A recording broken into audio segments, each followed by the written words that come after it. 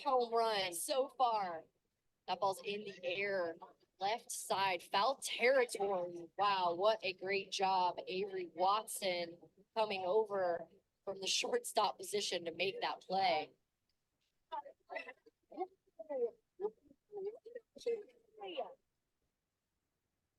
Okay, folks, want to welcome you to the 2024 District 4 Softball Rules Clinic, Little League Rules for a Reason. So the speakers are going to be myself. I'm the District 4 ADA for training and the Assistant UIC for softball. We also have Ed Newbegin, who's on the District 4 umpire training staff. We'll both be giving this presentation. And also on tonight is Don Waddell, District 4 Umpire in Chief, who will have some things to say and also will guide us through the question periods. So tonight's agenda, what we're going to do is we're going to cover basic softball rules. It's a basic softball rules clinic for umpires, coaches, managers, staff, parents, anybody involved in Little League softball. It's a PowerPoint presentation, and we will have a number of videos to highlight a number of the rules that we're talking about. The focus is going to be minors through senior softball, and unless it's noted, assume that a rule is applicable to all divisions. What's our coverage tonight? Well, we're going to talk about rule changes for 2024, safety and equipment, District 4 interleague rules, and then we'll talk about basic Little League softball rules, pitching, circle, double first base, bunt.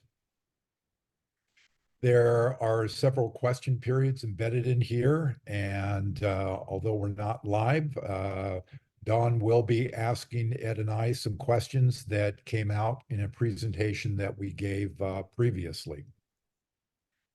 So the session should have updated this slide. So the session is recorded, and you can go to our YouTube channel, and that's where you'll find this and read it. So let's start off talking about rules. And sometimes this leads to a little bit of confusion. People talk about local rules, the official rules, interleague rules. So let's just go through this quickly. So there's one rule book for softball, one for baseball, one for challenger, and in there you'll find the official rules and regulations for each of those sports. Softball concerns us tonight.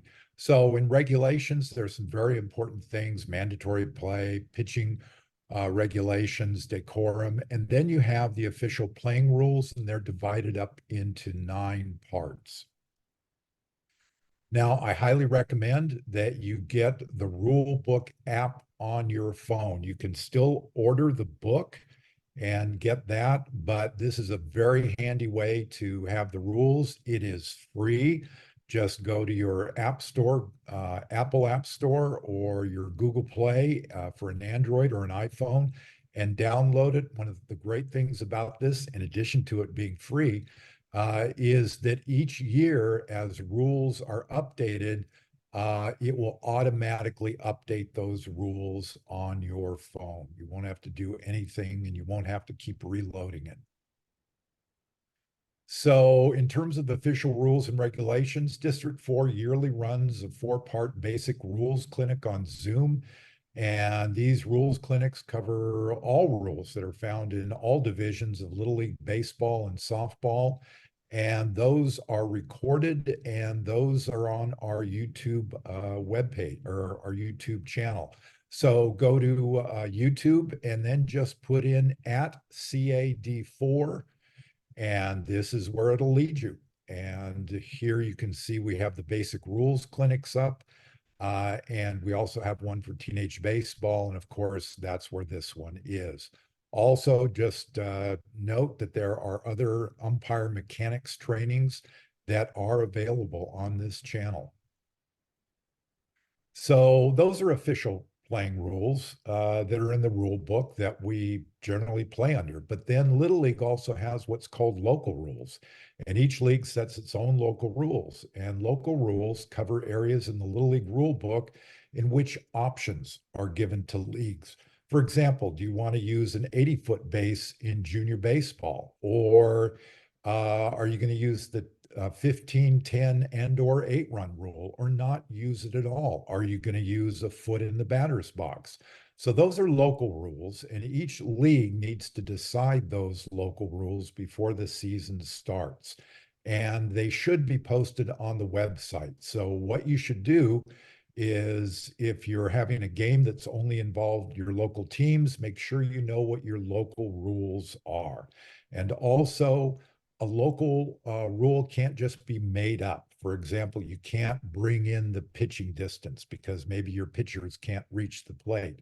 That would go against Little League rules. And for that, you'd need to file a waiver that goes all the way up to Little League headquarters in Williamsport, and they would make the decision on that.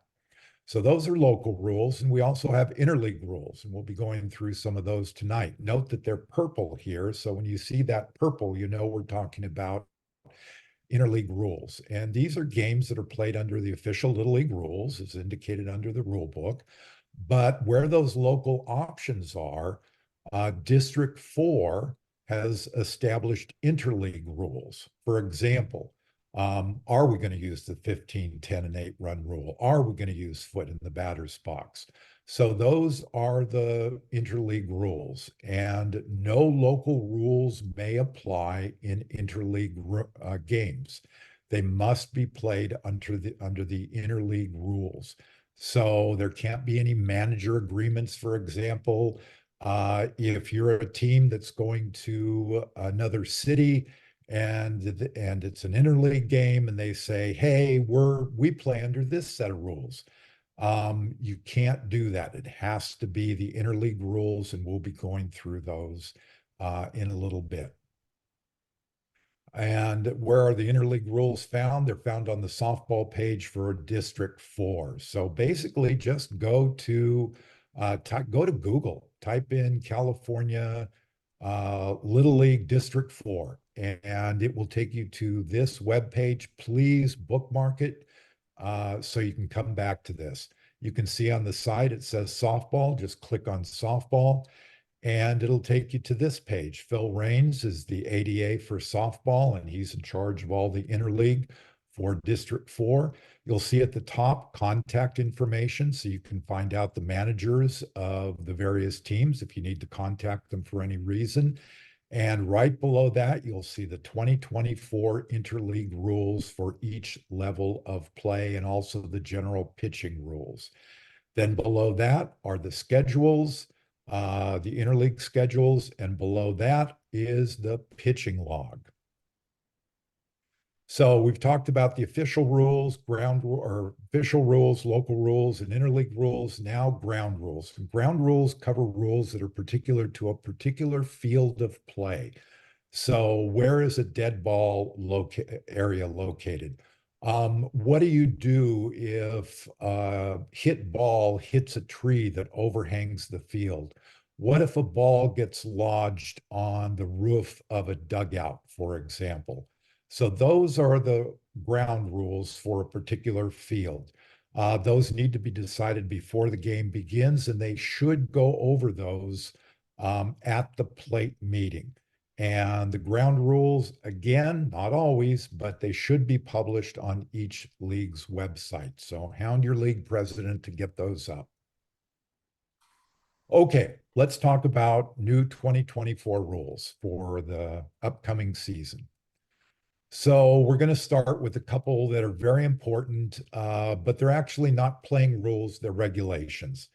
And so Regulation 1.10, new this year, states that all Little League volunteers who are required to fill out a volunteer form, that would be all managers, all coaches, anybody with sustained contact with players.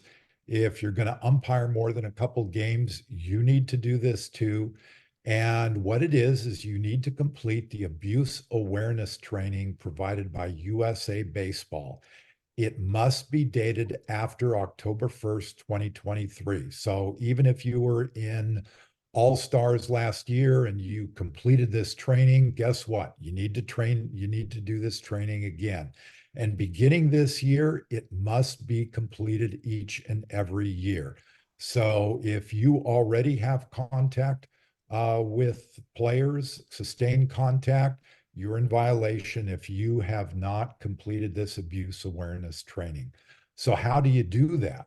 Well, it's pretty easy. It only takes about a half an hour. You go to Little League Forms on our District 4 website. Just click on Little League Forms, and then it'll take you to this page. And you see below required training, and it says abuse awareness training. And I would highly recommend for all of you that while you're at it, do the concussion training, do the sudden cardiac arrest training, and do the Diamond League training. So click on abuse awareness training.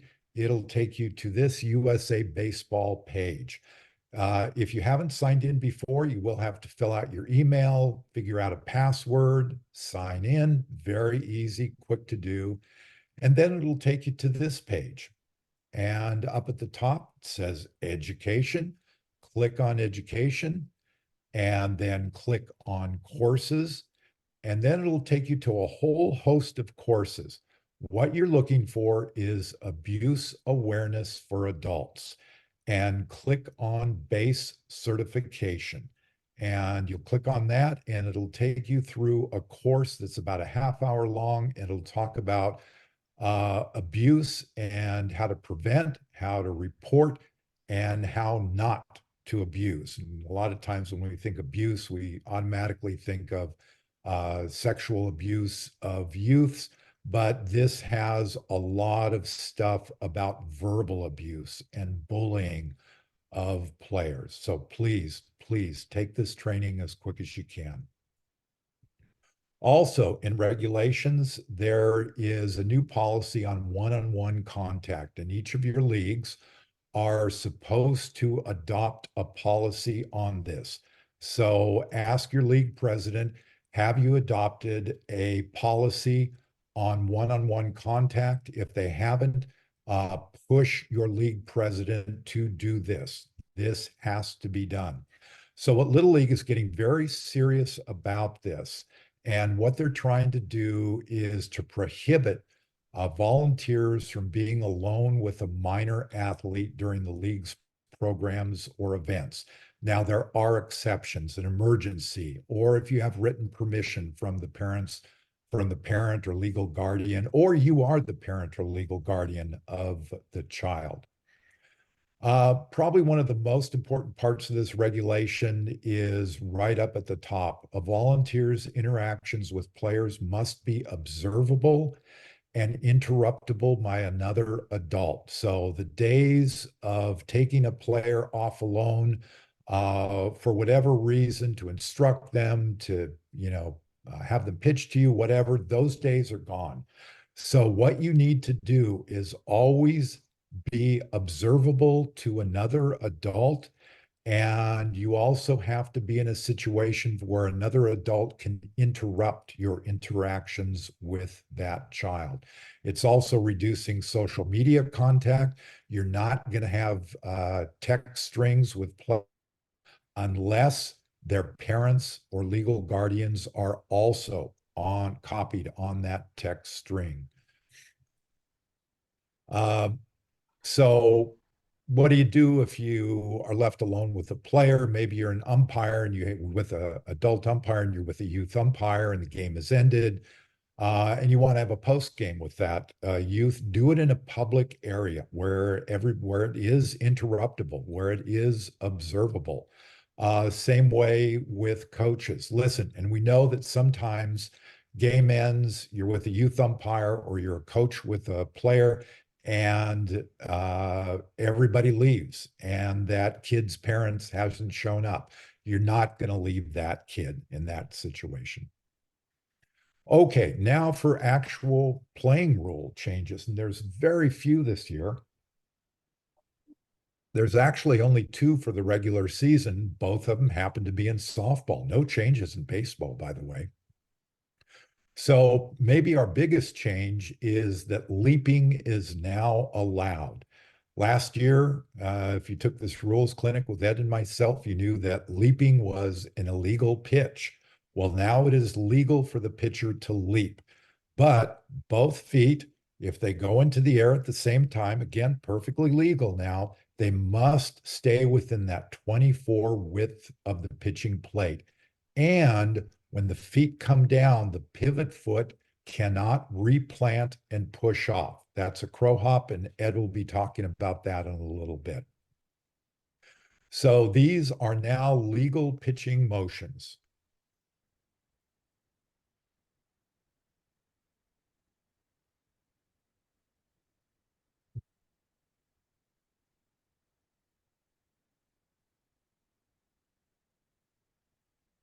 And if you'll notice with both of these, her back foot is not replanting. It's just dragging. Okay, the other change is only found in senior league softball. We used to have a DH, and that has been replaced by what's called the DP flex. It's in senior league only. It's only if you bat 9, and it is optional to use. And it basically states that you have 10 players in the lineup, and one will play offense and one will play defense. But remember, if you by chance use this rule, and just simply go to Rule 3.03 in the softball rule book to read up on it, because there are a lot of complexities to it.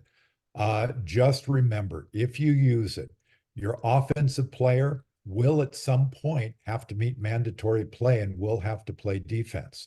Your defensive player will also have to bat at some point in the regular season during a game. So you will have to switch around those players. There's another change, but it only affects all-stars, and for the purposes of an at-bat, Rule 2 does not apply. I'm not going to go into what this means or the implications of this. If you're lucky enough to get into the all-star tournament as a coach or player or umpire, we will do a tournament softball training prior to TOC and All-Stars, and at that point, we will cover that rule change. Okay, Don, do we have any questions for this segment? Jim, we don't have any questions so far. Doing a great job. Okay, thanks. Ed, have fun. Thank you, Jim. Jim was talking earlier about regulations, and regulations serve as a mission statement for Little League. Well, let's go over a few of those. Next. So each rostered player at the start of the game has to have a minimum of 1 at-bat and a minimum of 6 defensive outs. This is known as the mandatory play rule. There aren't any exceptions in this for shortened games, including run rule or darkness, as it says here.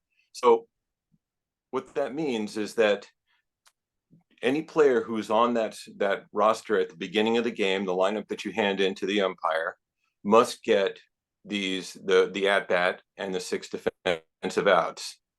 If they aren't able to do that in the next game, due to whatever reason that is noted here, they have to play the remainder of the minimum play that they didn't get, whether it's the at-bat or number of defensive outs. And then once they do that, they have to remain in the game and play out the rest of the minimum play requirement for that game as well. As you see here in the purple script, for interleague seniors, the team can use the 1 at-bat and only 3 defensive outs on teams who have 50 to 20 rostered players when at least 15 of those show up for the game. Next.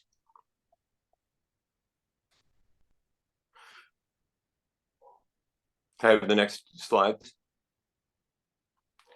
Now here's the definition of batting 1 time for the purposes of meeting those requirements. The player has to assume their at-bat with no count.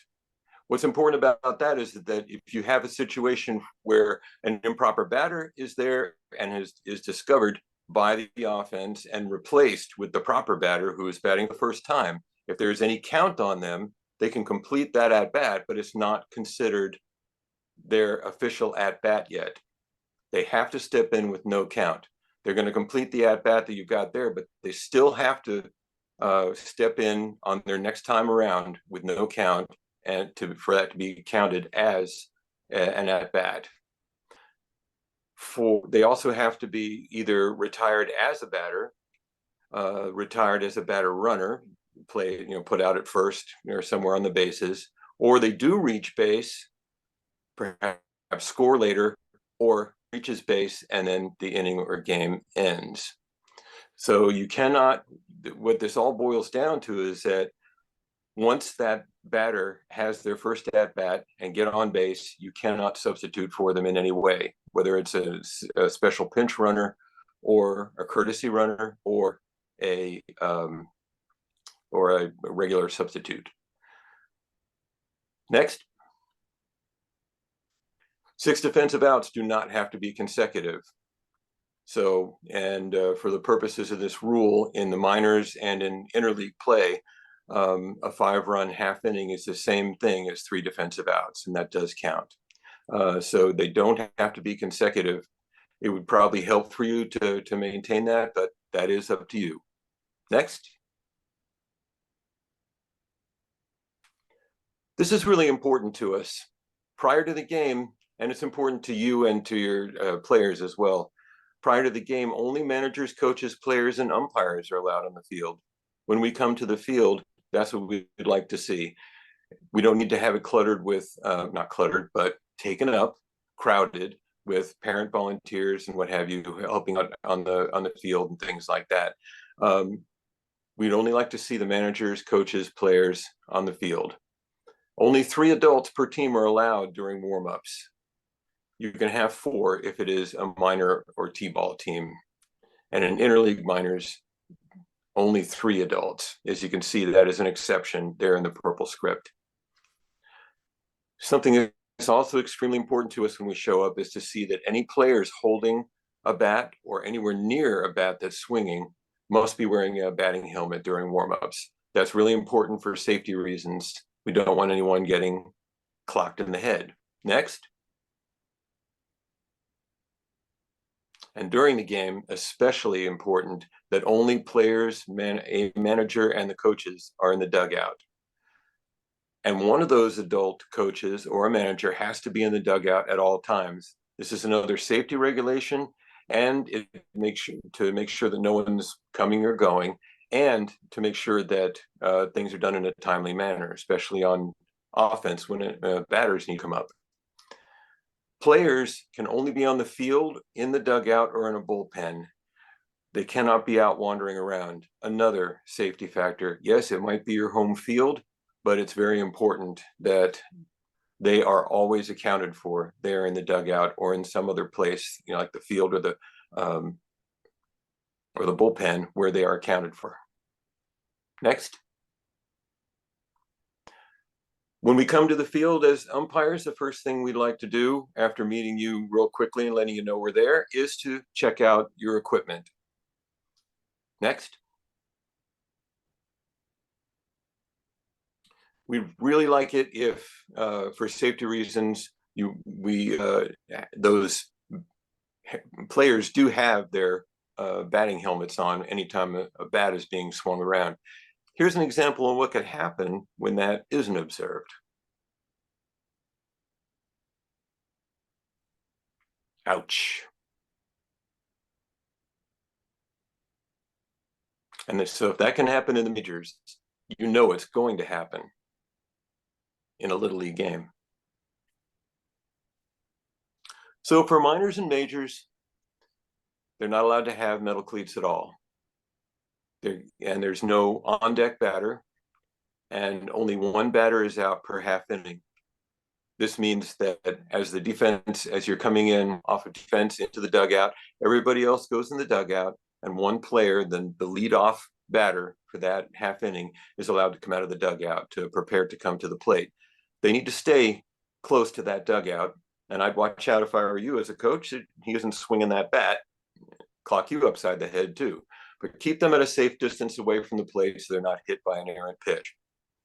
For juniors and seniors, metal cleats are allowed, and an on-deck batter is allowed between batters. I'd give you the same caveat on this one too. Draw a batting circle either in chalk, have your field person do that, or just take a bat and draw a batting circle a good 30 feet or so away from the plate. of a place where your batter can observe the pitcher, but be at a safe distance away so the foul ball won't strike them. Next. Jewelry in Little League is still a safety issue for them. You see the examples here of jewelry that's prohibited. Earrings, any kind of bracelet, anything at all that's worn on the wrist that is not approved equipment, and necklaces. Medical alert bracelets are allowed. Next. You can see here, these are beads that are braided into the hair. These hard beads are now allowed. Next. We're going to be checking your batting helmets. And when we do so, whether they have a cage or not, the first thing we're going to be looking for is cracks. And typically in that fold between the brim and where it comes down around the ear hole, that's where we might see cracks. We'll be looking for that. We'll be looking for the safety stamp on the bat. That's the NOXI standard right there. And we're going to be, if you have a cage on there, we're going to be checking the attachment screws as well. All screws must be present and they all must be tight. We're going to shake it a little bit. If we find a loose screw, we'll hand it to you and ask you to tighten it up. A quick suggestion here is to have a small Phillips head screwdriver as part of your kit. Just have it handy. And I'll be hand it to you and say, I got this. Zip it right up, show it to us, and we're all good. Next. Here's some examples of illegal helmets. In the upper left there, the blue and yellow helmet, that's been painted over. Once that's done, the warranty on that helmet is void. Whether we can see the NOXI stamp or not isn't important, because that's not how it was manufactured. The warranty on that is void, and we can't allow it in the game. The pink helmet there has an excess amount of custom stickers on it. The general consensus among us, and it seems to follow all the way up through at least the regional play, is if there are small stickers on there that have a player's number or name or a small team logo or something like that, those are generally allowed. But once you overdo it with something like you see in this example, or if you're a coach that likes to give out a whole bunch of stickers for good plays and things like that, those will in all likelihood be rejected, because once again, these stickers are considered to be avoiding the warranty. The bottom left one, the shiny chrome helmets, they were a fad for about a year or so, and because they were nearly universally banned, we just don't see them anymore. But if one of your players comes with them, send them back. Next. Here's your catcher's equipment. We're going to use the same standards here. And as far as the attachment of the cage, also, whether you're using one of the bucket helmets there or a standard catcher's helmet, both helmets must have a dangling throat guard. Dangling means it must swing freely. And that doesn't mean that it's going to be 3 or 4 inches below, because that really defeats the purpose of protecting the player's throat. About a finger to a finger and a half's width below, hanging below, just enough to swing freely, but still protecting that area. And something we're going to check on both the catcher's helmets and on your batting helmets is the attachment of the inner pads. Those inner pads are really important because those are the things that absorb most of that shock when a ball or an errant bat hits them. If those aren't properly secured in there, we are going to check that out. And if it's a little bit of if there's a little bit of wiggle there, that's one thing. We might let you know that that's like that, alert you to it, so you can perhaps glue it back down or something like that. If a pad is missing, that helmet is out for the game, period. Because it's now no longer providing the protection that it was originally supposed to when it was manufactured. And as you can see, there's that NOXI standard stamp on the back that indicates that catcher's helmet is approved for play. Next. So as far as the catcher's gear goes, another thing we like to see when we show up on the field is if you're taking infield or outfield practice, the coach standing there and hitting balls out to players, and you've got a catcher or any player standing near you shagging balls, they must be wearing a catcher's helmet with that dangling throat guard. This is infield or outfield. You're swinging a bat and the regulation states that it must be a catcher's helmet that protects them. Any catcher warming up a pitcher pregame or during a game in between times only need wear that catcher's helmet. Why would that be? We suggest that to help keep moving the game along, if your starting catcher or your regular catcher is having a little bit of difficulty getting all their gear on, you can send another player out with a catcher's helmet on to warm up your pitcher and help move the game along. Now, during a game, the catcher must be fully outfitted, has to have that helmet, the chest protector, and shin guards. They can wear any type of glove that they need to. So we're not going to play gotcha if a new coach thinks that because she's using a first base mitt or a regular fielder's mitt, that somehow she's not a regulation catcher. She may wear any type of glove or mitt that she'd like to. Next. And this is why we also want them to be wearing their helmets during pitching warm-ups. There you go.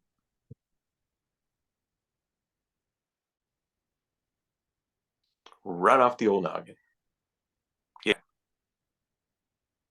And trust me, as somebody who's been smacked in the helmet a number of times and the mask a number of times, I can't even imagine how painful that must be. Okay, defective bats. Right away, let's make sure you know that a defective bat is not considered an illegal bat. When we inspect your bats before the game starts, this is for for both safety and for regular regulations. But if we find one that is dented like the one on the left, or has visible cracks in it like the one on the right, we're going to ask you to remove that one from the dugout altogether. Not just put it against a fence, not even put it around the side. Throw it in a trash can if you need to, because most likely it's going to get rejected more often than not, or just give it to the parent and let them know that it's time for a new birthday or Christmas present. We're going to be very diligent about this. This also includes at times the two-part bat. You may see us when we're inspecting it where we grab the large end and the handle and kind of wiggle it a bit. If we find that there's play in between those two pieces, there's a good chance we're going to reject that one too. And there's a reason for that. Next slide.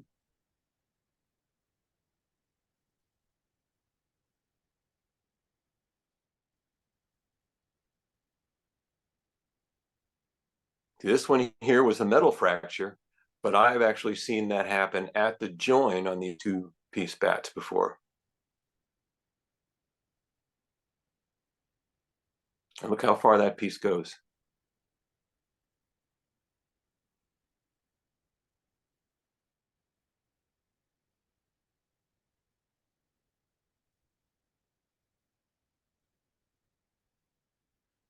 And by the way, yes, if you hit all and the bat breaks it and it's inside the fair lines, it's a ball in play. You do have to run. Okay, next. Now, an illegal bat in softball is, number one, a baseball bat. I think that's kind of funny, but we have found them before. An altered bat, this is one that may have been cryogenically frozen or rolled or something like that to help increase the batting efficiency, the BPF.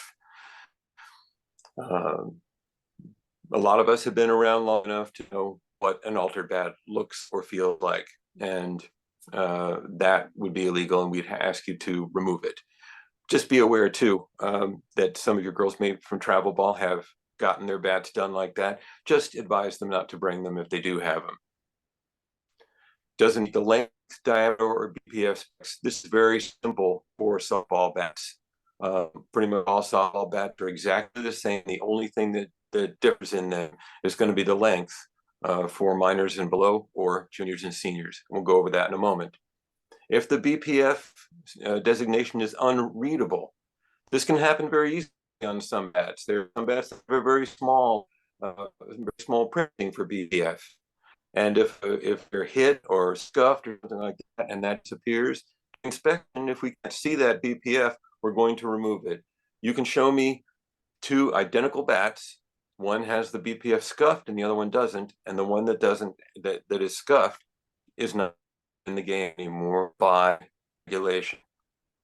If there's any sticky substance, even if it's dry or similar, you can only notice that. We're going to ask you to remove that as well. That makes it illegal, not damage. That's illegal. Next. The bat in the upper right is the type of bat that typically might have a BPF that gets scuffed off. The BPF rating for all softball bats is 1.20. That USAC rating right there, we call that the thumbprint in the bottom right. So that's what all your bats should have on it, the 1.20, either in that thumbprint or printed in the upper right there. Okay.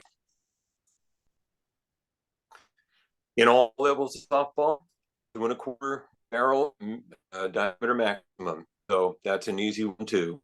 Majors and minors, 33 inches long. Juniors and seniors, no more than 34 inches long. We check that as well.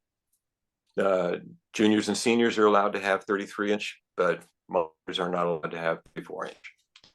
A foot in the batter's box.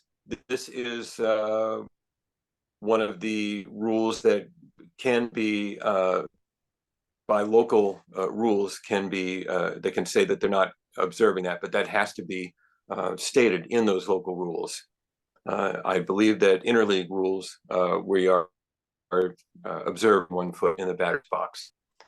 So the easiest way to remember 1 foot in the batter's box is that they have to keep anytime a pitch is a called pitch, about a ball or a strike, called pitch. Between that pitch and the next one, your batter needs to keep at least 1 foot in the box. Okay.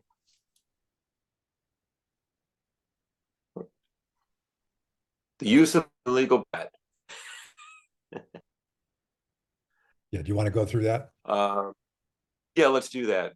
Because I was going 1 foot in the batter's box. But let's talk about using an illegal bat. Because that's the side we have in front of us now. So the penalty for this, if the batter is walking towards the box, first of all, I'm not going to play got you in Little League.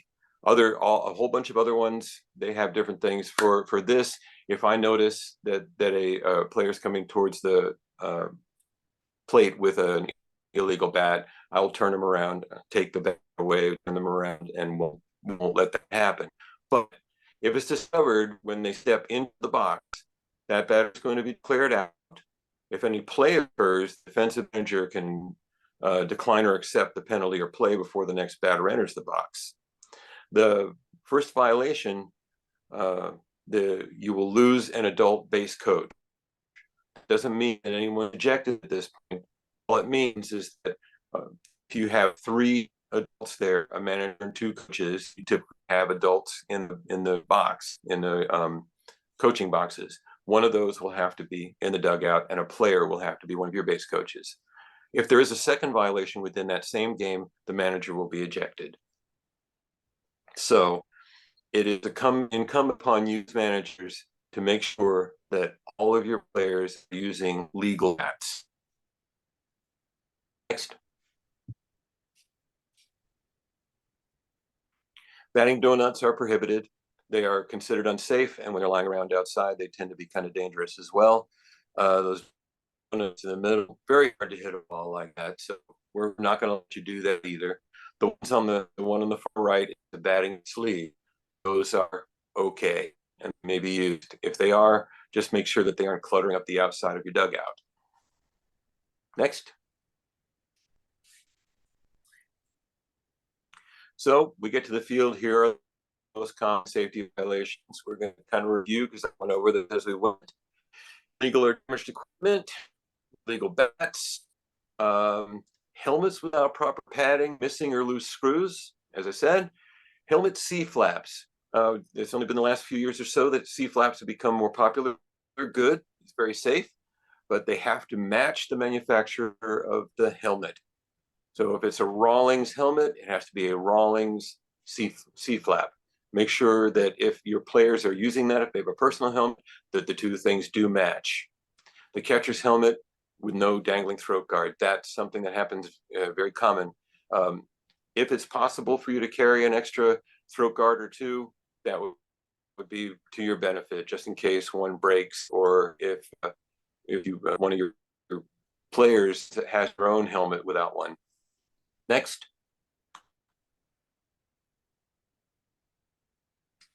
Catchers warming up pitchers or taking infield and outfield practice near a bat without a catcher's helmet.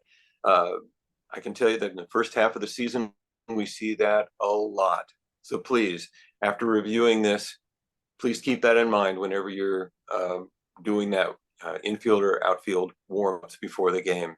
Players with bats not wearing batting helmets, another common one that we do see indeed, and fields without breakaway bases. It's very important that those breakaway bases are out there. They are required by Little League, and they're much safer than the posted bases.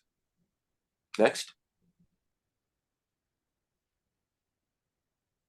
Next, Jim.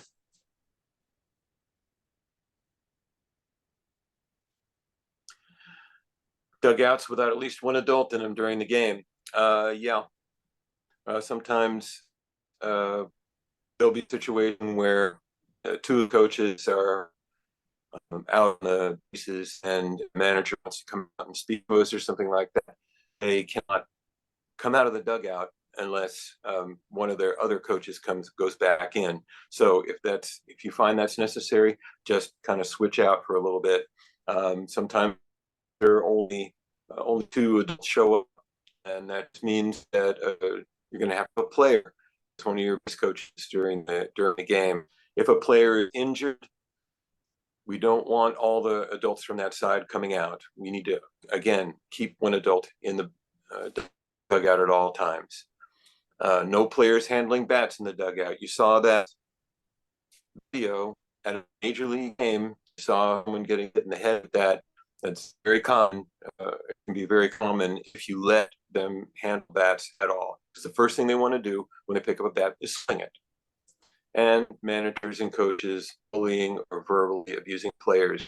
As Jim was talking about, that's come up very high on our priorities now, as it should. So as umpires, we're required to take that same training, and we're required to report if we see anything that rises to the level of us having to speak to managers or coaches about it. So that there's going to be accountability there if it's necessary. Next. Okay, we have any questions on that one, boss? Ed, we got a couple questions for you. So this is from a manager. Is it all right before the game begins? My team's taking warm-ups.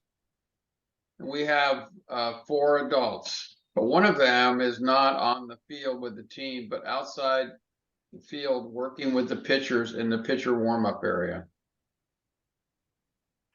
No, the only personnel that can be working with the players, regardless of where it is, we're talking about a regular game like this, the only adults that are going to be interacting with them are going to be the manager and coaches. That's all. Okay. Now we've got one from an umpire. So the question is, I'm an umpire. What happens if I show up to umpire a game and the bases are not breakaway? You have to see if there's a way to get some breakaway bases put down there. That's what do you suggest, Don?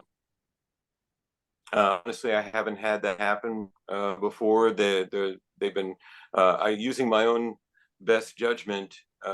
It says that they have to use them, but they also say that sometimes the equipment you have is the equipment you need to work with. That this can open us all to liability, however. Do you have any suggestions on that? You have anything to add, Jim? I would say as an umpire, I've adopted as my policy. I try to get them to change the bases, and if they can't, I won't umpire the game. Okay. Yeah. Anything that opens us to liability, and that word will come up more than once during this presentation. Anything that opens us up to liability opens the coaches and managers up to it as well. Okay, those are our questions, Ed. Okay, Don, can we pause the recording for a second? Okay. Okay, now the section we're going to deal with is interleague rules. And this is for District 4 softball interleague rules. So just remember, if you're from a different district and you're watching this rules clinic, you will have different interleague rules.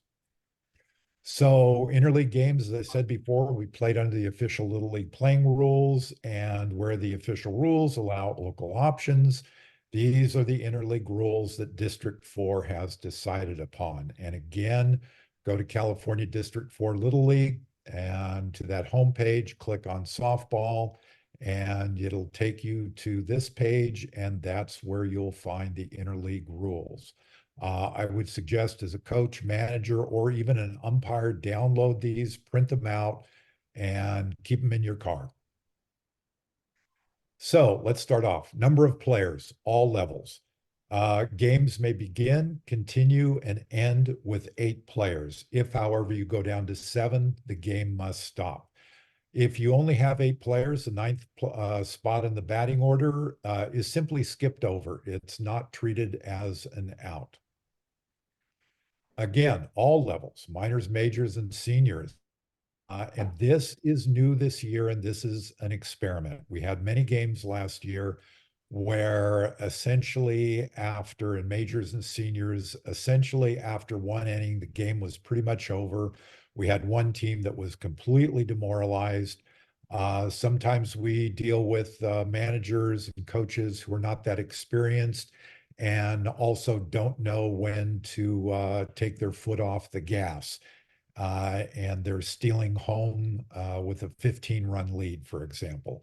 So for this year, we're going to try it out. We'll see how it goes. And that is at all levels of interleague softball. A half inning ends when 3 outs are made or a team scores 5 runs. So this is the minor league rule grafted on to majors and seniors also. Once the 5th run is scored, time will be called and the half inning comes to an end. So you can only score 5 runs in a half inning. Only in the 6th inning, 7th for seniors, or subsequent innings will there be unlimited runs allowed.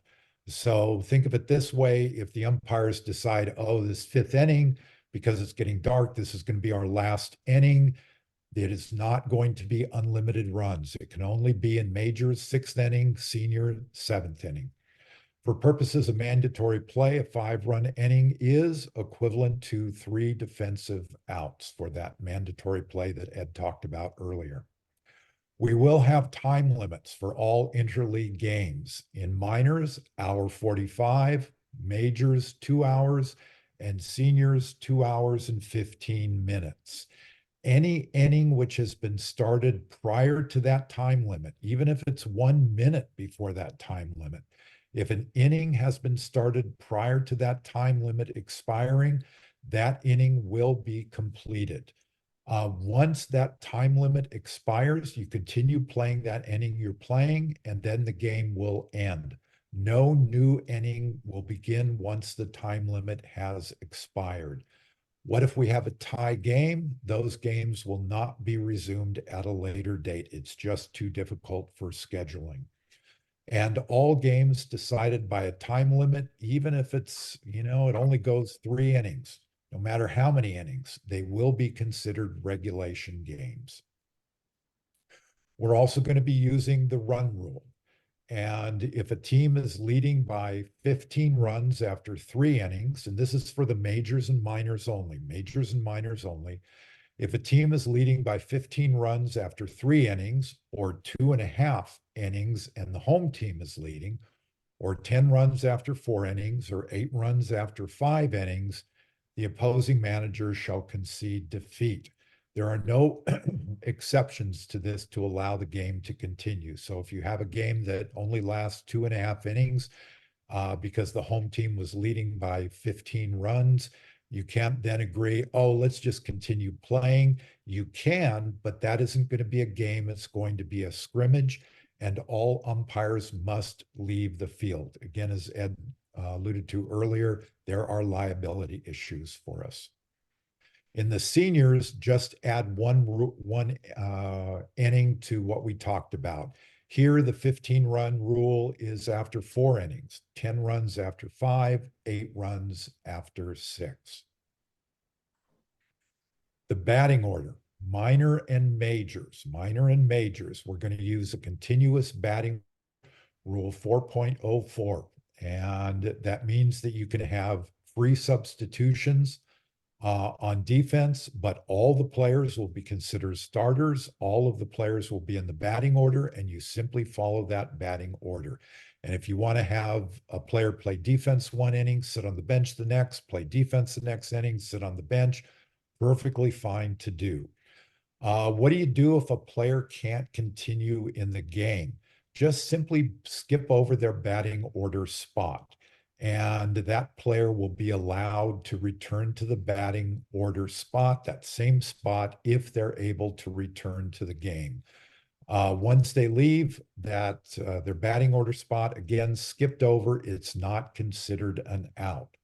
What happens if a player gets on base and gets injured running the bases? Then you simply substitute that player by the player who made the last out. Is how, and what we're doing here is we're trying to align with all-stars because in all-stars this year, there will be a continuous batting order for all the minor and major divisions. In seniors, however, we're going to be batting 9. We will not use the continuous batting order. And again, that corresponds with all-stars, which will be batting 9. In terms of substitutions, we will follow Rule 3.03 in the rule book.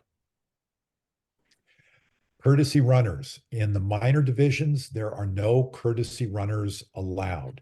In the majors and seniors, we do allow a courtesy runner. So a courtesy runner can be used only for the pitcher or catcher of record, meaning whoever was the pitcher or catcher the last half inning on defense, not who will be catcher, who will be pitcher. So the pitcher or catcher of record when there are 2 outs. This is optional. You don't have to use it, but it's used to sort of speed up the game. In the majors, it's going to be the player who made the last out. If you use a courtesy runner in seniors, it has to be a player who is not in the lineup currently, somebody who's sitting on the bench. Also, in seniors, you cannot have one player run for both the catcher and the pitcher. They can run for one or the other, but they cannot run for both. Special pinch runner, because minors and majors uses continuous batting order, there is no special pinch runner. In seniors, however, you may use a special pinch runner once per inning, and the player may not be special pinched run for more than once. So if you have a runner that gets on base a lot, but is very slow running the bases, you want to be very selective as a manager of when you're going to special pinch run for that player. And who is the special pinch runner? Simply somebody who's on the bench, not in the batting order at that time. Foot in the batter's box, and talked about that earlier. In the minors, it will not be enforced. In the majors and seniors, it will be enforced. Uncaught third strike, minors, not enforced. Majors and seniors, it will be enforced. Stealing of signs, not enforced in minors, majors and seniors. It will be enforced. And the stealing and relaying of signs to alert a batter, usually what we see is a runner at second base who's giving hand signals into the batter to show where the catcher is lining up. If a player or a manager or a coach does this to alert a batter of pitch selection or location, it is considered unsportsmanlike conduct. And the penalty is the first time there will be a warning and then ejection for any subsequent occurrence. When we say about the minors, it's not enforced. We do expect umpires, however, to not allow this to happen. and to stop it if they see it happening. Protests first have to be submitted on the field of play in accordance with playing rule 4.19. That's where you can read up about protests. Protests are only considered when they involve an interpretation of a playing rule, and in that case, they must be protested before the next play, pitch, or attempted play. Or you can protest the use of an ineligible player or pitcher, and that must be done before the umpires leave the field at the end of the game. So you must file it on the field first, but then what you must do if you have a protest, you must write it out and email it within 1 calendar day, 2 days if it's a Saturday game, for the ADA for softball, Phil Raines, and there is his email address. He will make all decisions on protests, and his decision will be final. Okay, let's get down to the minors. Let's get down to AA and AAA because there are some special rules at those divisions that we don't have at the majors and senior level for interleague. So only 9 players on defense. If they're playing a non-competitive minor league game within your league, you can have more players on defense, but in all interleague games, only 9 players allowed on defense. A regulation game is 2 innings long. Outfielders need to remain in the outfield until the ball is hit. Know that the outfield may not necessarily just be grass. If you're playing in Hidden Lakes upper field, your outfielders may actually be playing on the dirt. This is the umpire's discretion of where the infield and outfield are. This is simply a recommendation because it's not in the rule book. It's recommended that if a pitcher hits 3 batters in an inning or 5 in a game, that the pitcher is replaced. Listen, it makes common sense. Don't let girls become afraid because there's a real fast pitcher who has absolutely no control and they're hitting every single batter. We don't want to discourage a team because they don't want to bat anymore. But also for the pitcher's sake, we don't want a pitcher out there feeling really bad that she continues to hit girls and hurt them. In AA, there are no bunts allowed the first half of the season, and that's because an adult is pitching. And in the second half of the season, there is no adult or no bunts allowed when the adult pitches. There are no stealing of bases allowed either in the first or second half of the season, and no walks are allowed. In AAA, no bunts or steals when an adult pitches. And in the first half of the season, there can only be 1 base advance per steal. Essentially in AAA, once we get to the second half of the season, it becomes regular softball. AA pitching.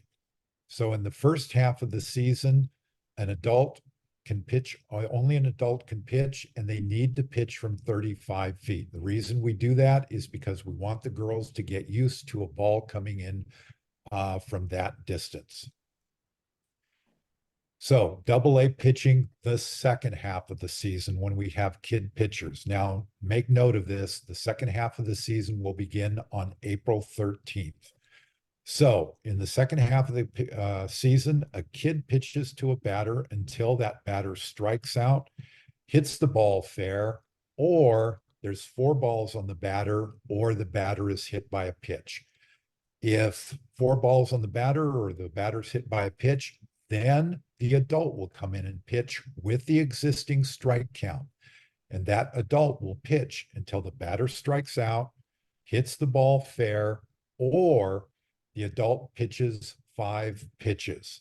And if they do pitch those 5 pitches, then the batter is out unless that 5th pitch is a foul ball.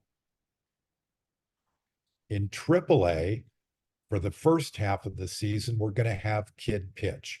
And the kid will pitch until there's a strikeout, the ball is hit fair, or if the bases are loaded and there's 4 balls on a batter or a batter is hit by a pitch, then the adult will come into pitch with the existing strike count. So know that in AAA, there can be walks, but there cannot be players who are walked in to home base or a hit batter leading to a run scoring. So if we have those bases loaded and we have 4 balls or the batter is hit, then the adult will come in and pitch and will pitch until the batter strikes out, hits the ball fair, or there are 5 pitches. But again, foul ball, we don't count that as the 5th pitch. Second half of the season in AAA, again, begins April 13th. Only kid pitch and runs can be walked in. We have particular interleague pitching rules, and let me just give you the philosophy behind this. If you go to the Little League rule book, the rules are different. So what are we trying to do here? What we're trying to do is develop pitchers in our softball divisions. So we have some restrictions that you don't find in the Little League rule book. So in the minor division, pitchers may only pitch 3 innings in a game. You don't need any rest after that, a day of rest or anything. You can pitch 21 innings per week, meaning you can go 3 innings each and every day, but only 3 innings in a game or in a day. And then if you pitch back-to-back games, if you pitch 1 to 3 innings and then you pitch the next game, you can still pitch 1 to 3 innings. That'll make more sense when we talk about majors and seniors. No 12-year-olds are allowed to pitch in the minors. Majors. Now the maximum number of pitches they can pitch in a game is 12.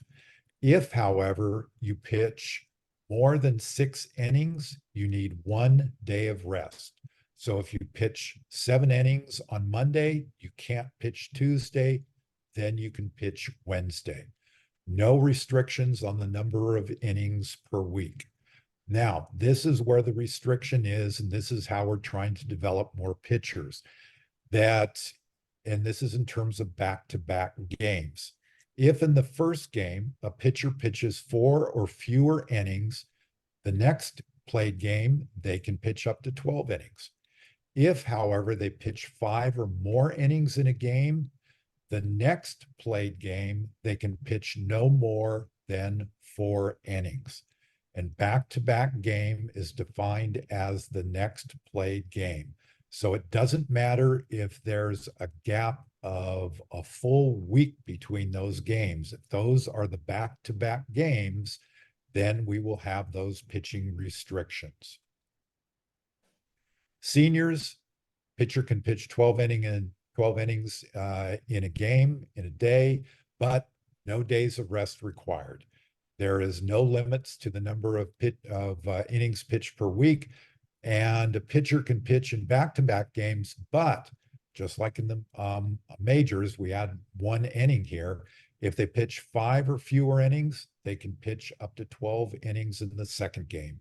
If they pitch 6 or more innings, however, they can pitch no more than 5 innings in the next game. And again, back-to-back game is the next game played. It doesn't matter how many days in between those 2 games. Okay, those are interleague rules. Don, do we have any questions? Yeah, we do, Jim. And the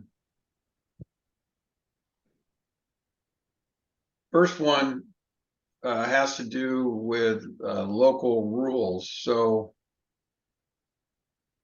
you described all the interleague rules, but I'm an umpire. So what if I go to an interleague game and the manager says, well, we're at his field and therefore we play by their local rules? Okay. You're the umpire. Once you receive those lineups, you are in charge of that game.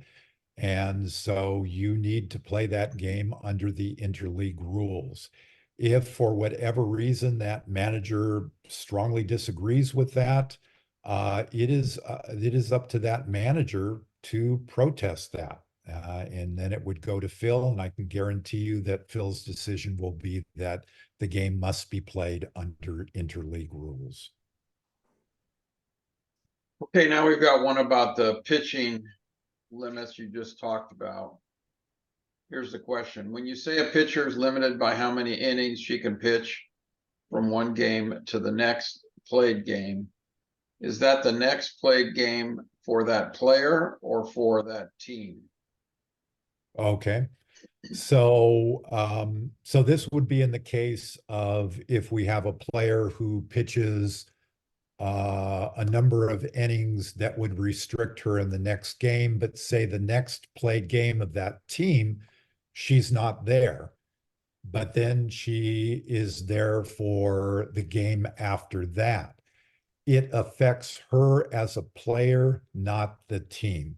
So if she pitched seven innings, she will be restricted for the next game that she plays in.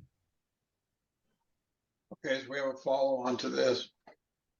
My league has multiple teams and we play against each other as well as playing interleague against other leagues in District 4. Do the pitching restrictions apply to the pitchers who pitch in games at our home field or only during interleague games? For example, they pitched an interleague game, then they pitched at a game at our own field.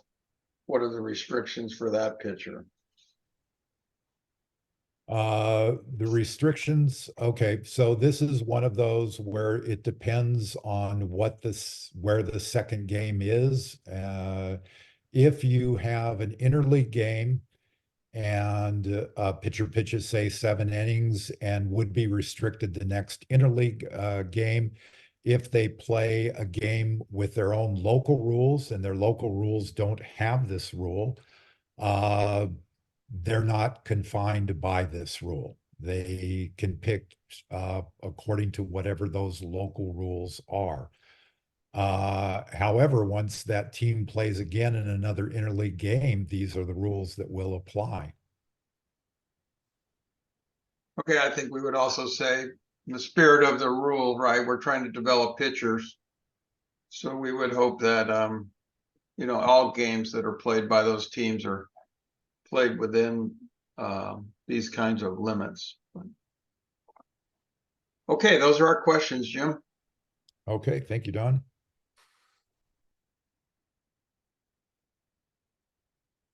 All right. So pitching, this is a wonderful thing. I really do enjoy softball pitching. It's one of my favorite things. I watch it all the time, not just from my own best seat in the house, but at home as well. So I'm watching this all the time. Let's talk about the legal pitching delivery, starting with right there at the top at Rule 8. We're going to have the positioning of the feet. When we talk about the pivot foot, let's make sure we have our definition straight. The pivot foot is the same side of the pitcher as their pitching hand. A right-handed pitcher's pivot foot is their right foot. That must be on or within the pitcher's plate and on top of the plate. It must be in contact with the plate. The non-pivot foot is the opposite foot from that, can be on or behind, and also within or partially within the pitcher's plate. You can see if you ever watch any college softball that there's white lines that go from the edge of the pitcher's plate to the edge of the circle. That is the lane that is being referred to here. The shoulders must be aligned with first and third bases when beginning the pitch, and the hands have to be separated before taking position. And before they step onto the plate. While they're taking the signs, their hands also need to be separated. Next, here are some examples of foot position. The ones on top there are legal. The pivot, we're going to assume this is a right-handed pitcher. So you can see that the right foot in the upper left one is completely on, while the pivot foot and while the non-pivot foot is behind it, but the toe is touching it. You can have both feet on, whether it's the heels or both toes. And you can have one on and one partially, the pivot foot on and the non-pivot foot partially on. These are all legal. The ones on the bottom, the upper left, both feet are completely off. That is illegal. On the next one to the right, the non-pivot foot is completely off and in front of the plate. That is illegal. Bottom left, non-pivot foot is outside of the lane. And bottom right, the pivot foot is outside the lane. All these are illegal pitching stances. Next. So the delivery itself, bringing the hands together from 1 to 10 seconds. So the pitcher is on the plate, standing there legally with their non-pivot foot behind or on the plate and their pivot foot on the pitching plate. And they bring their hands together preparatory to pitching the ball. As soon as their hands come together, that is the beginning of their pitch. They can take a backward step before or simultaneous with the hands being brought together. The pitch starts when that one hand is taken off the ball. The forward step with the non-pivot foot, and then an underhand motion, the position of the hand coming forward with the palm. There early pitchers who are just trying to get the ball over the plate can use what's called a slingshot delivery, where their arm simply goes behind them and then comes forward and delivers in an underhand motion. Once they're comfortable with that, they can go to that full windmill that you see where the hand comes all the way around and releases the ball in that underhand motion. Next. Stepping off. If a pitcher is taking signs,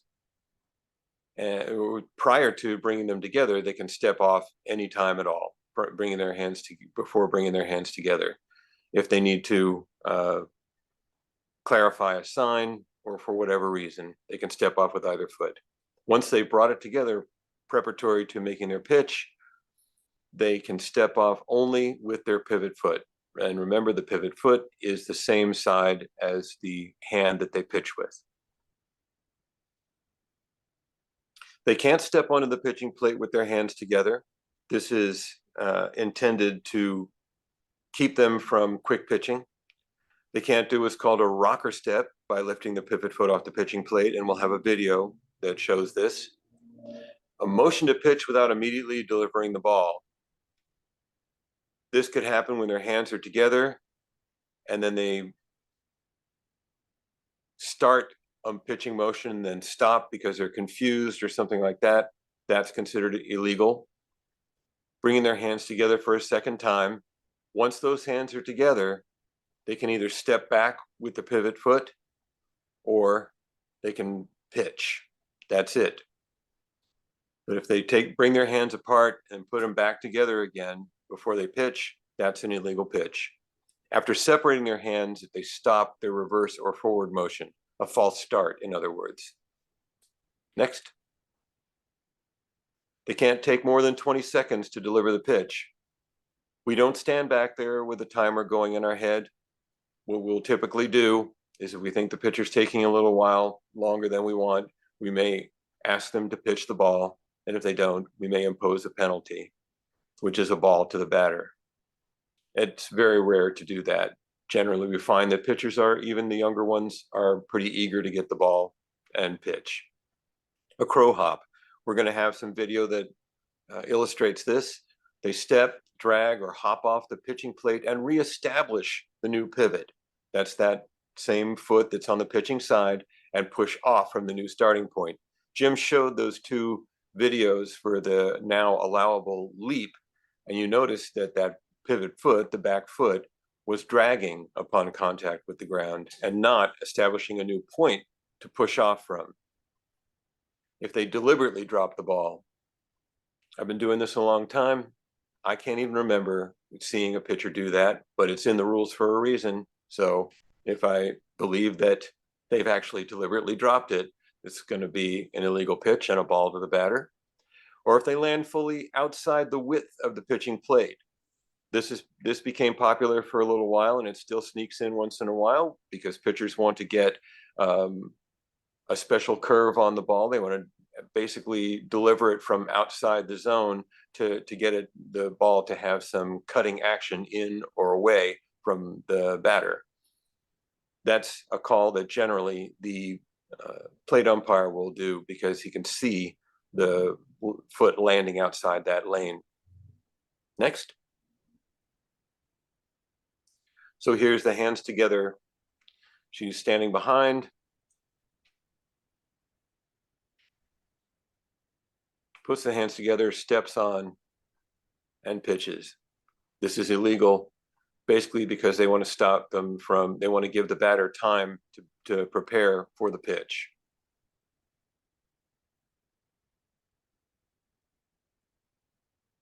This is the rocker step, lifting the pivot foot. Goes back, and the foot completely and clearly comes off the rubber.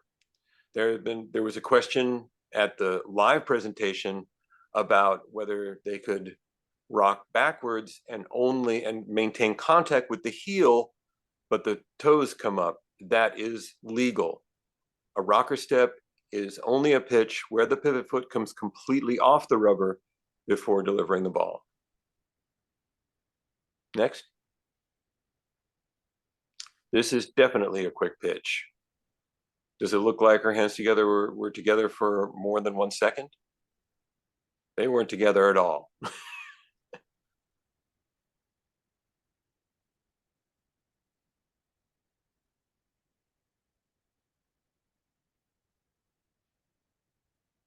And this is one where she's stepping back with her hands together.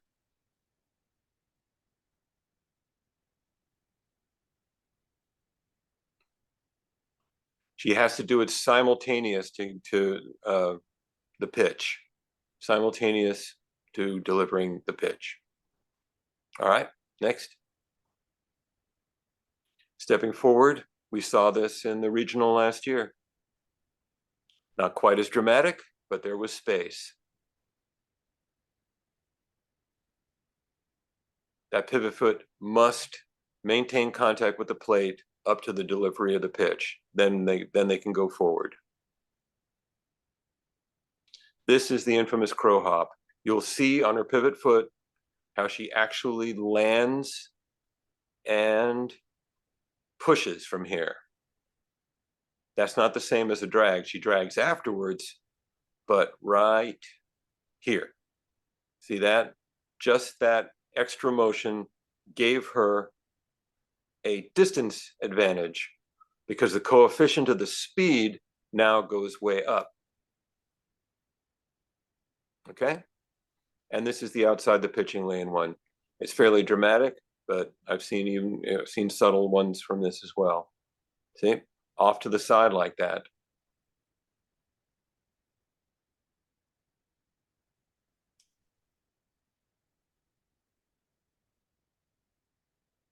That is an illegal pitch.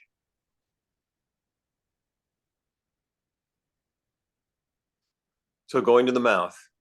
A pitcher can bring the hand in contact with the mouth or lips, provided she distinctly wipes it off before contacting the ball. You can do that. The pitcher can do that anywhere. The penalty for not wiping off is an illegal pitch, but only if we think she did it to gain an unfair advantage. Typically, what we'll do in the case of seeing it happen, where they will inadvertently forget to wipe it, is we'll call time and come out and switch balls.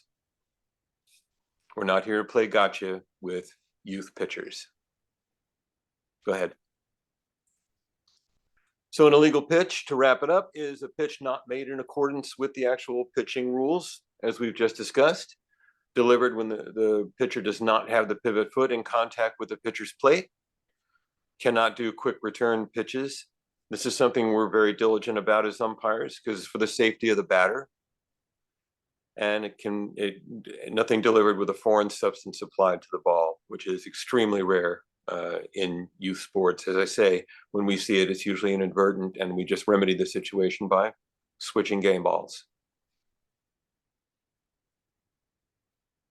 So, illegal pitch penalties. The pitch can be called a ball. If it's hit, the offense can elect a play or a penalty. I'll discuss that briefly.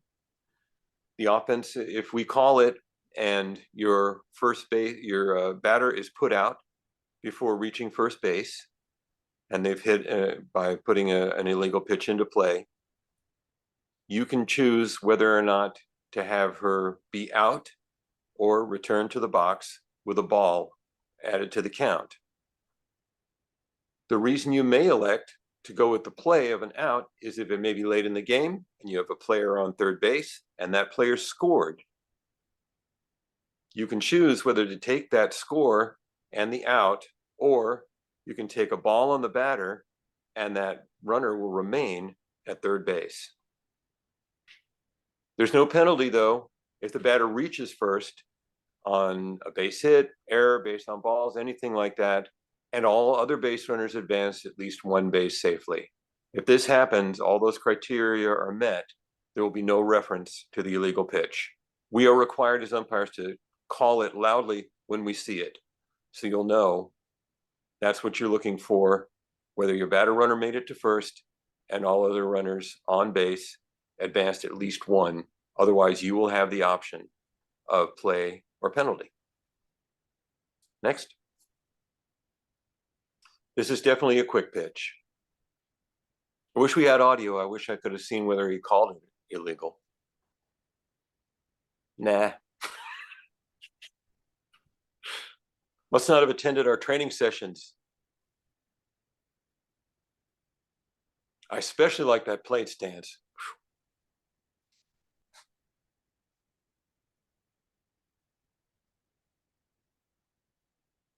That player's not even looking at the pitcher.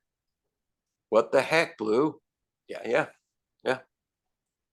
It's especially here with safety being paramount in importance in Little League, that as umpires, we are protecting your players by making sure that they are properly addressing the pitcher before any pitch is delivered.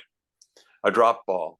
Any ball that slips from the pitcher's hand after they step on the pitcher's plate or goes directly from the hand straight to the ground during the pitcher's motion. A drop ball that goes straight and direct to the ground is just dropped. A pitch requires lift and carry. That's the difference. We had a question in a previous one about a ball that is delivered and hits 10 feet in front of the plate. That's considered a pitch. There's lift and carry to that. However, if the arm comes over and around and the ball is flung over the top, if it's flung behind them, if it's spiked directly into the ground, that is considered a dropped ball, and it's live. There's a ball added to the count, and the ball remains in play, and the runners can advance at their own risk until that pitcher secures possession once again. And once they do, they're subject to the circle rule, which Jim will discuss a little later. Go ahead. A pitcher removed from the circle and returning to pitch. Now, if a pitcher remains in the game but moves to a different position, they can return at any time during the remainder of the game, but only once in that same inning where she was removed. Next.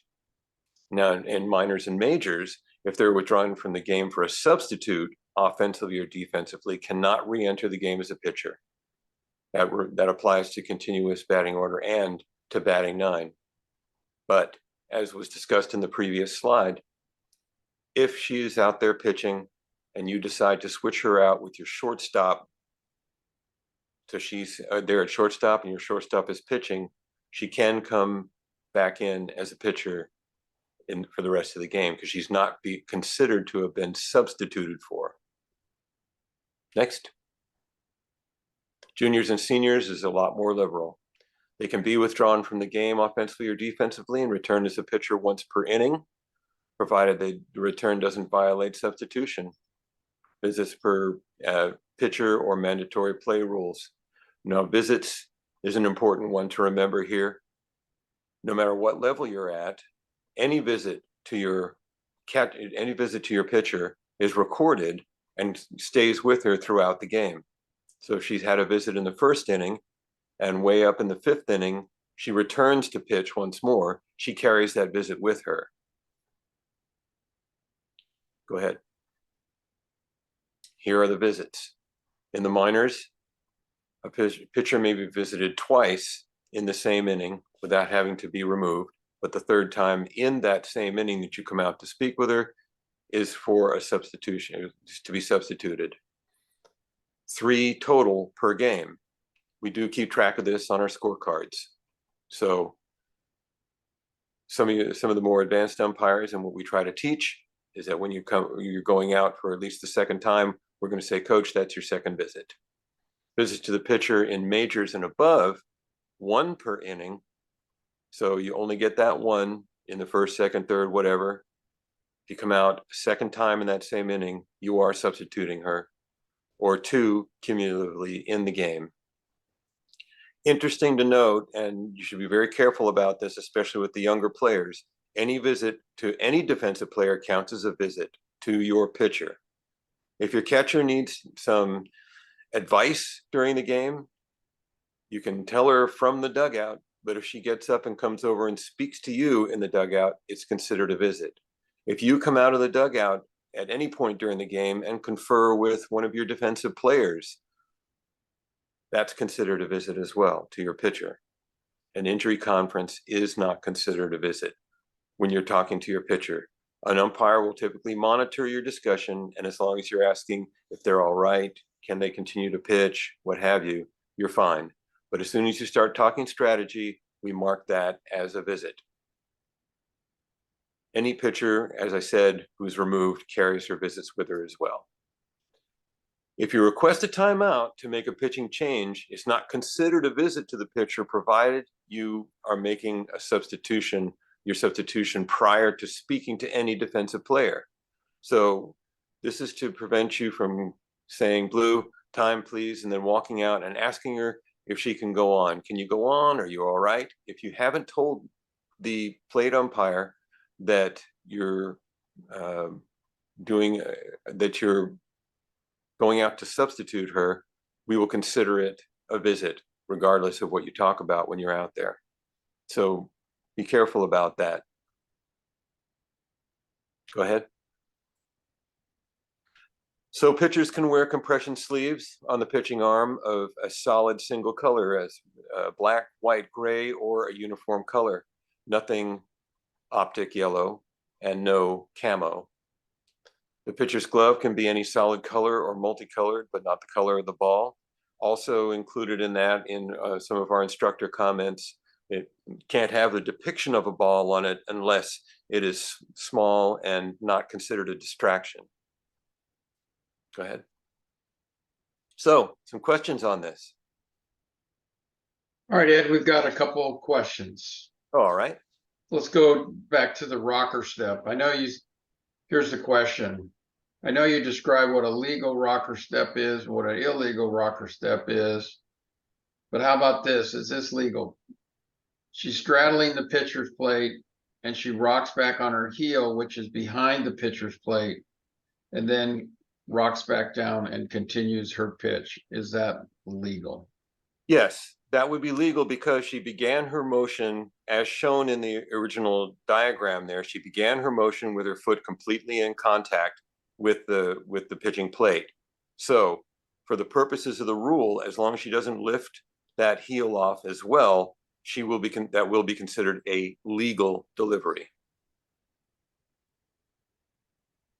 Okay, got one on pitcher substitutions here. Here's the question. I want to get this straight. We use continuous batting order. Players go in and out of the game defensively. However, if a pitcher leaves the game defensively, she can't pitch again. Correct. If so, can she come back in as in another defensive pitcher, but not position, not as the catcher, as the pitcher? Yes. Yeah, she just considered a regular position player from then on. Okay. Here's another question now. You described the wearing of sleeves and other things on the arms. What about those play calling armbands? Can the pitcher wear one? Yes, the pitcher is allowed to wear a play calling armband on their non-pitching arm only.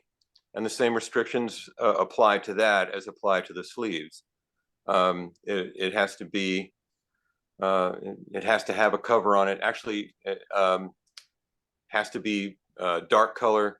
It has to have a cover on it, so when they can close it up and not show as a distraction the card that's underneath, but they can wear it on their non-pitching arm. And it cannot be optic, it can't be optic yellow, obviously. Okay, one more question. I understand all these illegal pitch definitions, but I'm just trying to develop pitchers. Should we expect that all these are going to be called in every game and disrupt my pitcher? What we will typically do early in the season, we don't want to be coaches necessarily, but we will watch your pitcher while they're warming up. Generally from majors and above is where we're a lot more diligent about it. I can't speak all that much to minors because that's still considered a developmental league. But in majors and above, we will watch your pitcher warming up. And if we notice that they're doing an illegal delivery during that time, we'll call the very first pitch an illegal pitch that we see. Any one of the ones that I just described there. And then please feel free to come out and speak with us about it and see if we can get your pitcher to settle down and start pitching legally. We have these videos available, not only here, but any manager who wants to develop good softball pitchers. There are tons of videos on teaching proper pitching techniques, and they're widely available. And it's not our intention whatsoever to disrupt a game. We're there just to make sure everybody's following the same rules. All right, Ed, those are the questions we got on pitching. Very good. Okay, now we move on to the circle, which really makes softball distinctive from baseball. So the circle is that 8-foot radius circle around the pitcher's plate. You need to have one if you're going to have a game of softball. So if you show up at a field and it's not there, it needs to be put in. At the very least, you know, if there's absolutely no chalk, you can take a baseball bat and make a line and just keep doing that circle and keep doing it between each half inning. But you have to have the circle to be able to have a softball game. So what does it mean for a pitcher to be inside of the circle and outside of the circle? To be inside the circle, the pitcher must have both feet fully within or partially within the circle. So outside the circle, oh, she is inside the circle. The lines are considered part of the circle. So we have a pitcher who has possession of the ball in the circle, not attempting to make a play, and a fake throw is considered a play. So if at any point the pitcher in the circle is holding the ball with their non-glove hand and they're raising the arm up to act like they're going to throw, sort of fake throwing, feint throwing, then the circle is gone. And only when that pitcher then brings their arm down in possession of the ball within that circle will once again the circle rules apply. So we have runners on bases and the pitcher has possession of the ball in the circle, not attempting to make play. When can runners disengage from the base? In the minors, it's when the pitch reaches the batter. Many times people think it's when it reaches the plate, but when it reaches the batter. In the majors and above, it's when the pitch leaves the pitcher's hand. That can be a little bit difficult for us as umpires to distinguish when it actually leaves her hand. So generally what we do is when that arm comes down and it is completely parallel to the body, that's when we consider the pitch being released. What if a player leaves early? Minors leaves before the pitch reaches the batter, majors before the pitch has been pitched. In all levels of softball, it is an immediate dead ball, call time, point to the runner, say that is a circle violation, runner is out. No pitch is recorded. If you're a plate umpire, the advice here is to announce no pitch and give the count again what it is. So here is a runner at first base leaving early in super, super, super slow-mo.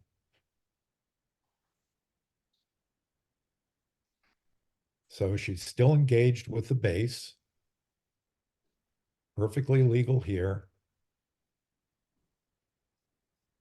Right now, her foot is disengaged, and you can see where we freeze it. This is when the pitch is being delivered, leaving the pitcher's hand, and she's already a full step off the base. This is leaving early. If a runner is off a base after a delivered pitch or as a result of a batter completing a turn at bat, what must they do?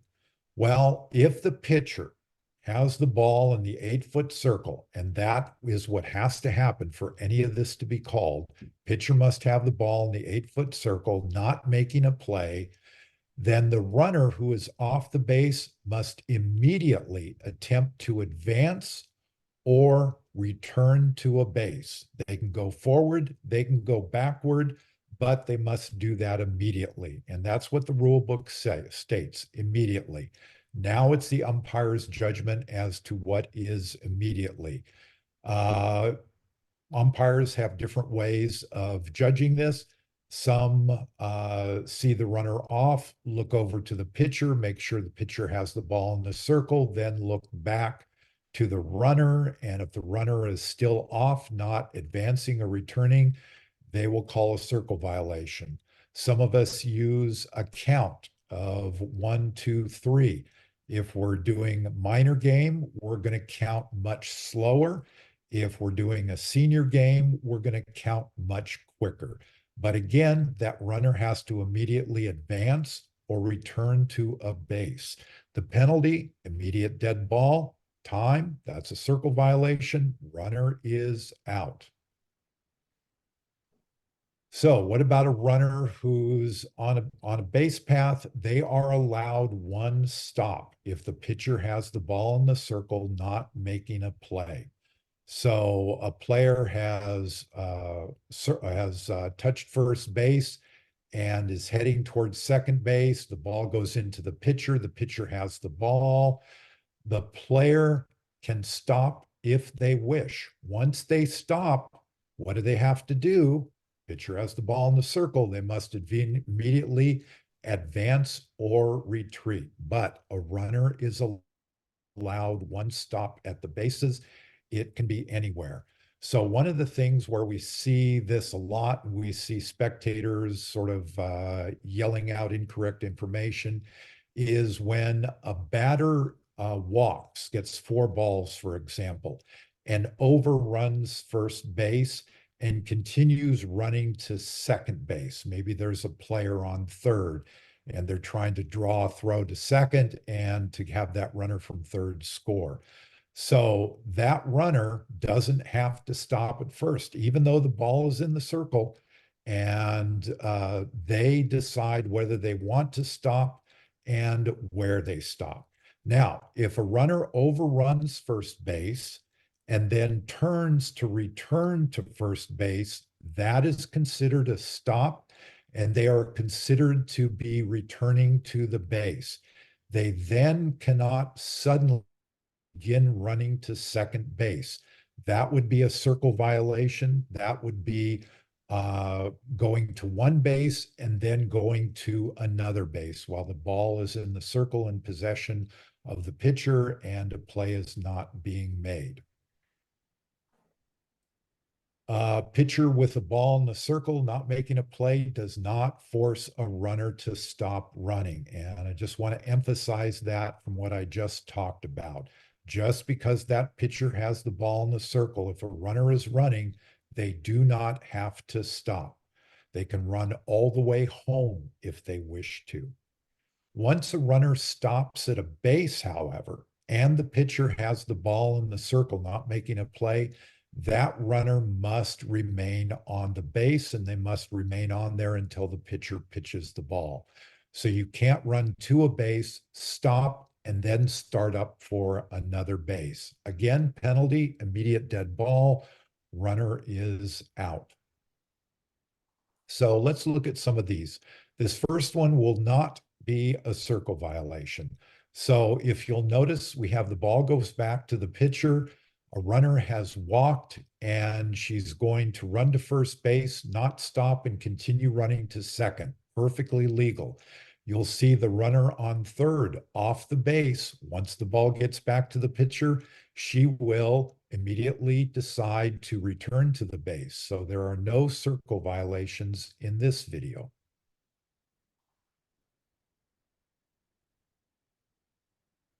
Now the pitcher has the ball in the circle, runner returns.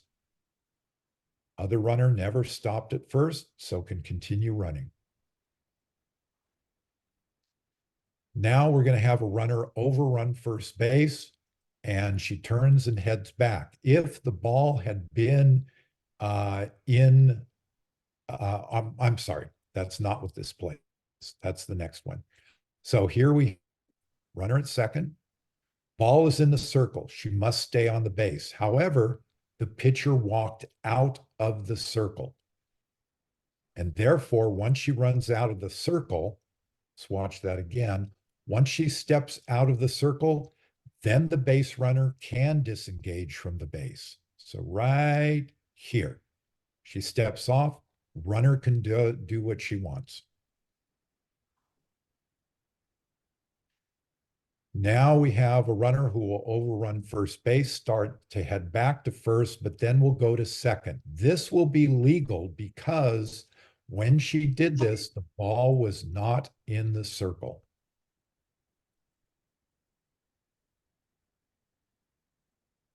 Makes her stop, returns, but she made that run to second before the ball was into the circle, before the pitcher had possession. So that was no circle violation. Now we're going to see a circle violation at third base. Ball is back in the circle. 1, 2, 3, 4. She does not immediately advance or return. So that is a circle violation. What is also a circle violation is when you start towards a base, but then reverse your motion. And it doesn't have to be with just your feet. You can't sit there trying to fake out the pitcher.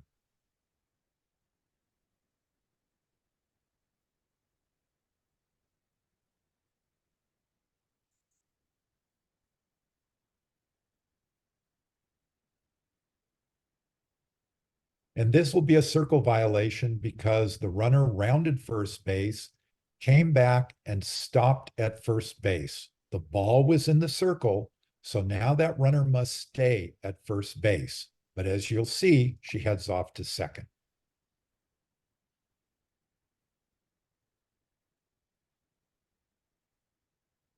Umpire notices it, immediately calls time. We don't wait to see what happens with the play. When you see a circle violation, kill the play right then and there. Don, do we have any questions on the circle? Jim, we got a couple here. What happens if a runner steals a base and there's a foul tip? Then the coach calls the girl to return back to the base, thinking it was just a foul ball, and she has to return.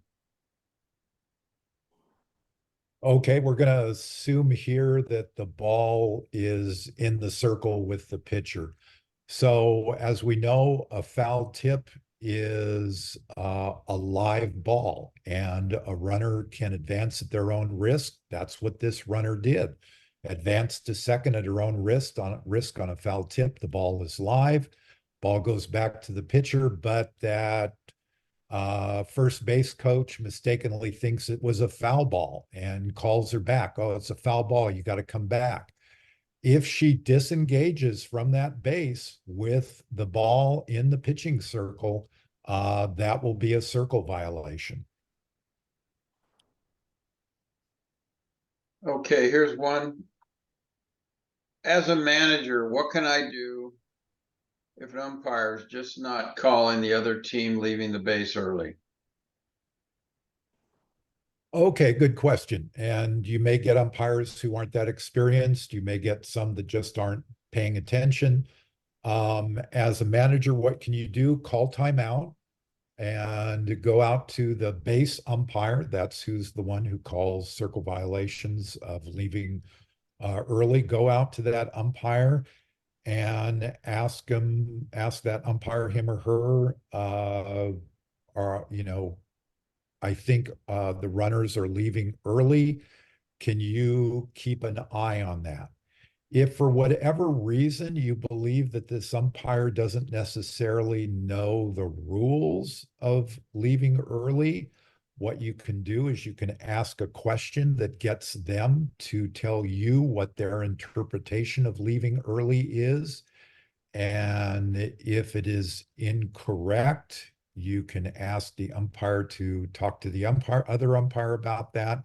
If they hold to that interpretation, you have the right to protest that game because the rule has been misapplied. But if the umpire simply states, no, I don't see the runners leaving early, there's not much else you can do. Okay, those are the questions we have about the circle, Jim. Okay.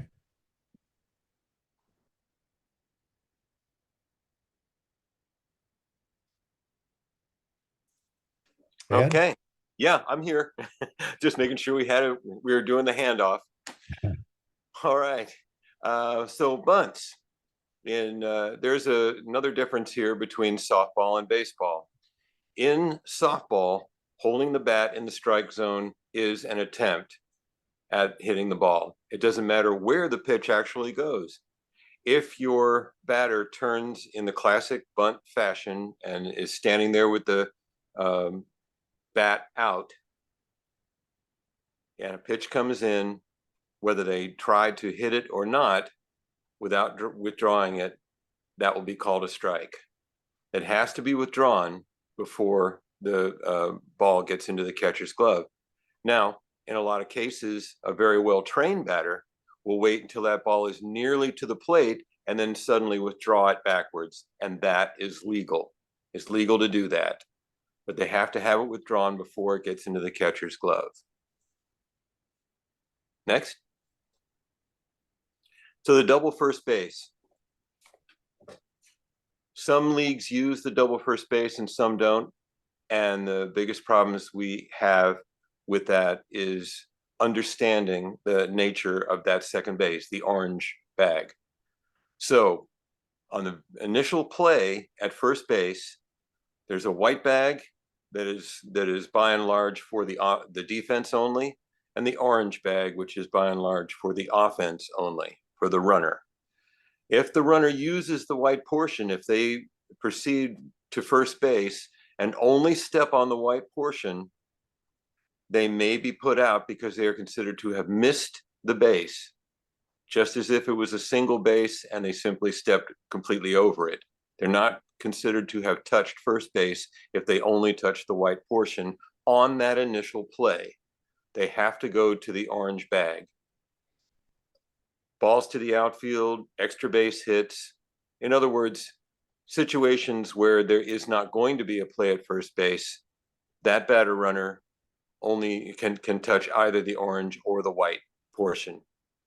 Any runners returning to a base have to use the white section. This is where some trouble has come in with leagues that do not use it and then go to a league that does use it. Clean single, or somehow the batter is able to beat the throw out at first base. They're safe at first base, run down the line and then come back. They might be standing there taking off some gear, talking to the base coach or whatever, and they're standing on the orange bag.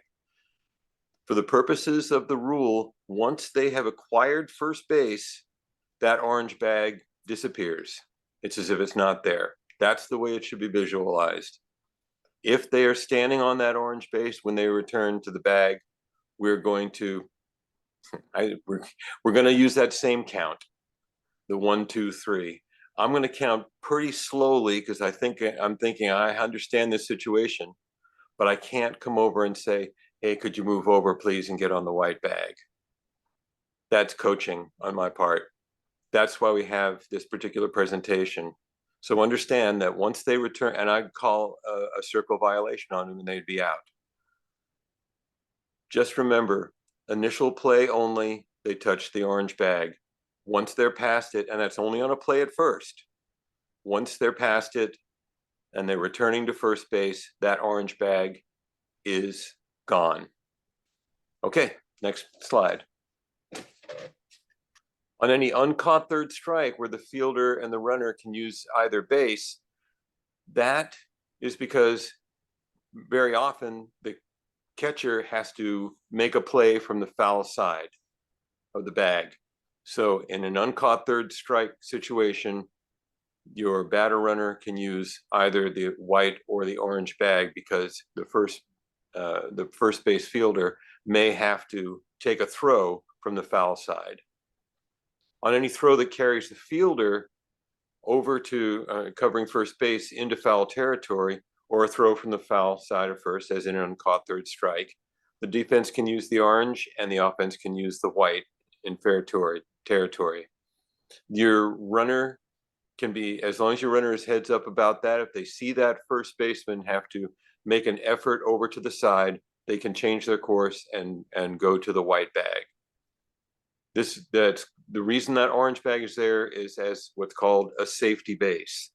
Well, in this case here, the safety transfers from one bag to the other based on the play at the bag. Next. So here's a potential appeal play at first where she steps on the white bag only.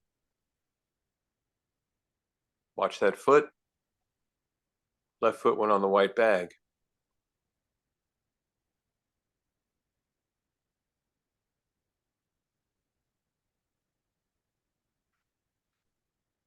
When can the defense appeal? There it is on the white bag.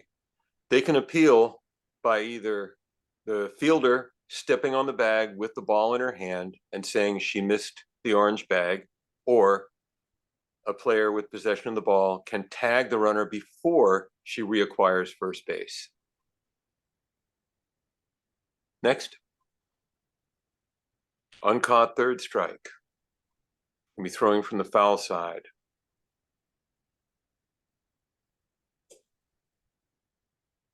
So the runner can go to the white bag and the fielder on the orange bag. That's the whole purpose of a safety bag, is to avoid collisions between the batter runner and the fielder.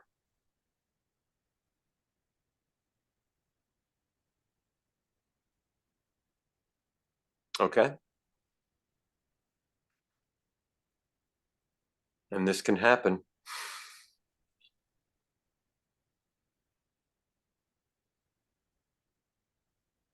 So she's walked. Now she's come back. And watch where she is.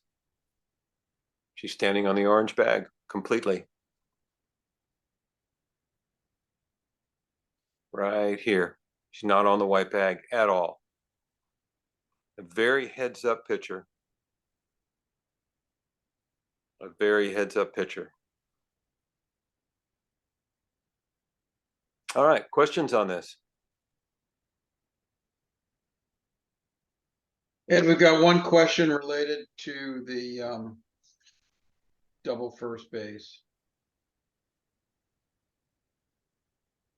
So this is from an umpire. So what should we do as umpires if we see a younger team that does not understand the double first base, and the girl returns to the orange base but doesn't know they're supposed to get to the white base? Do we warn them, or do we just call them out? With the instructional league, it's always a fine line. In majors and above, I'm saying that the lesson learned here is on the call. You call them out. If we're talking about an instructional league, I would probably in AAA and below, early in the season, this is just because we are a youth organization, I would probably tell the base coach, I would ask the base coach, do you understand the nature of the double bag?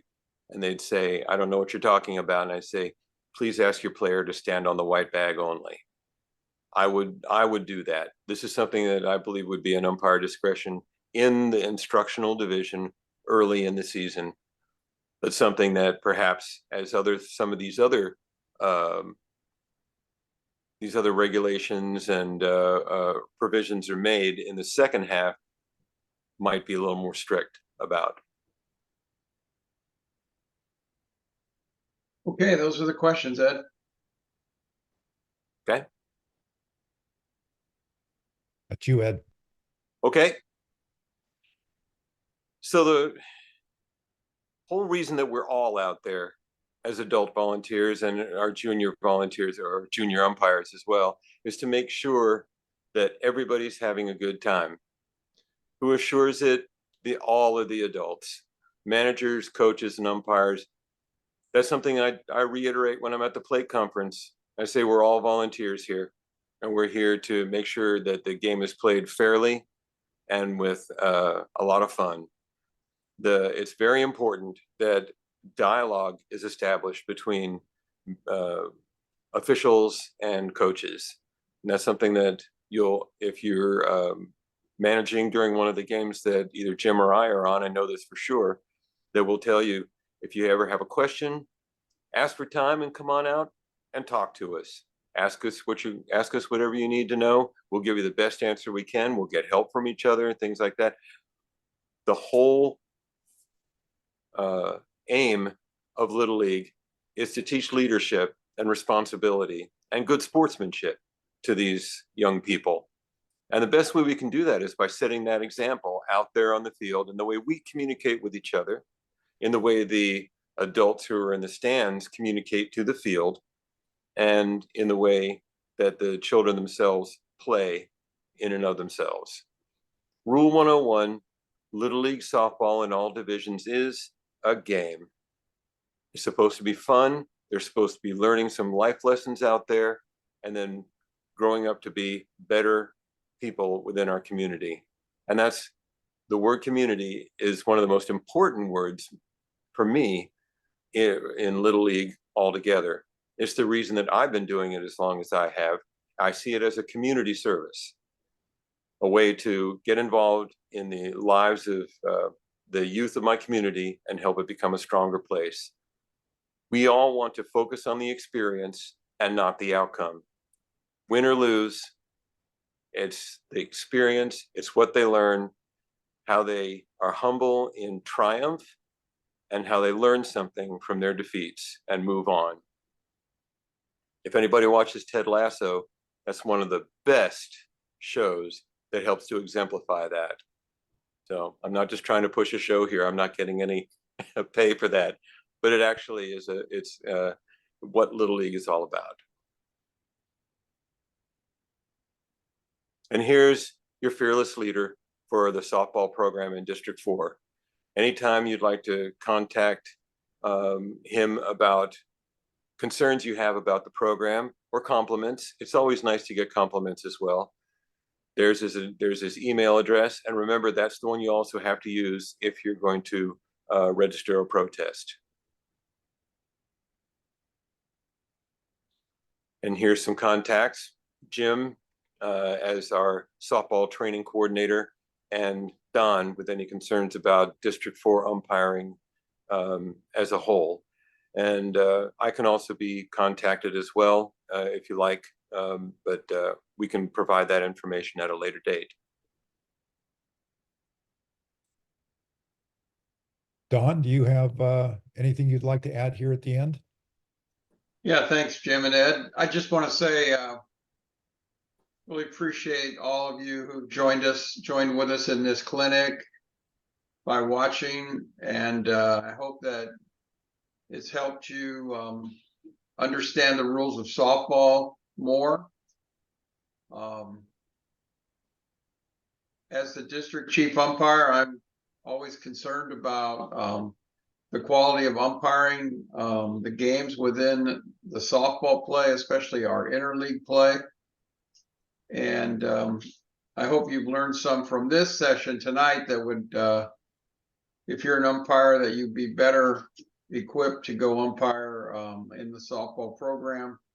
Or if you're a manager or coach, you've learned some things that you can take back into your league in terms of helping the umpires that you do have be better umpires. Softball is a really important part of the Little League program, and especially this year as we celebrate 50 years of Little League softball, and it's just going to continue to grow. And District 4